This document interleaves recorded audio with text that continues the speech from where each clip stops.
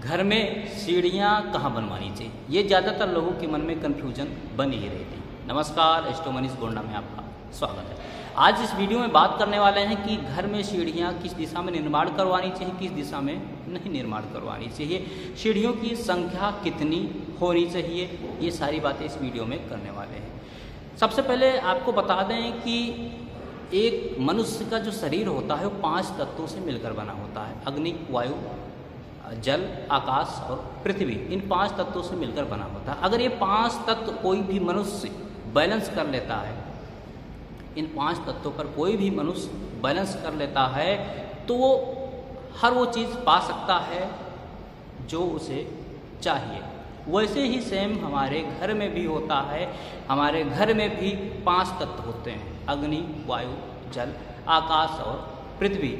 ये 5 तत्व घर में भी होते हैं। अगर इन 5 तत्वों को हम अपने घर में बैलेंस करके रखते हैं तो हमारे घर में हर वो चीज़ मिलती है, हर वो चीज़ सुख समृद्धि मिलती है जिसे हम पाना चाहते हैं। इसीलिए जब भी आप घर में कोई भी चीज़ निर्माण करवाते हैं तो आप उन 5 तत्वों को देखकर ही निर्माण करवाइए। अब बात करते हैं सीढ़ी की। सीढ़ी किस दिशा में निर्माण करवानी चाहिए, तो सबसे पहले जो सबसे पहला ऑप्शन है, सबसे बेस्ट ऑप्शन है, वो है नैऋत्य कोण। नैऋत्य कोण यानी कि पश्चिम और दक्षिण दिशा।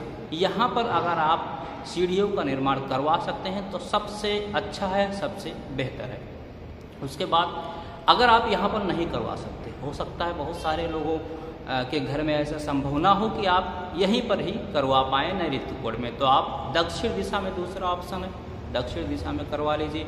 अगर यहाँ पर भी आप नहीं करवा सकते तो आप पश्चिम दिशा में सीढ़ियों का निर्माण करवा लीजिए। अगर यहाँ पर भी नहीं करवा सकते तो आप वायव्य कोण में करवा लीजिए।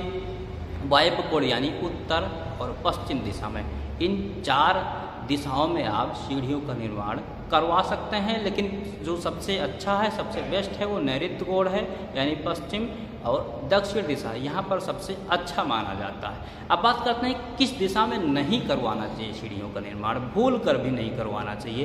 तो ईशान कोण में भूल कर भी नहीं सीढ़ियों का निर्माण करवाना चाहिए।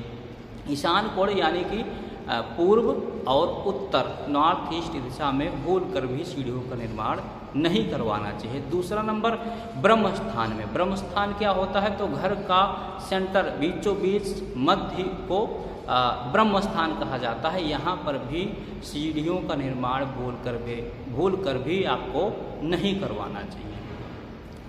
बात कर लेते हैं कि सीढ़ियों की संख्या कितनी होनी चाहिए। तो कहा जाता है कि सीढ़ियों की संख्या हमेशा विषम होनी चाहिए, सम संख्या कभी भी सीढ़ियों की नहीं होनी चाहिए।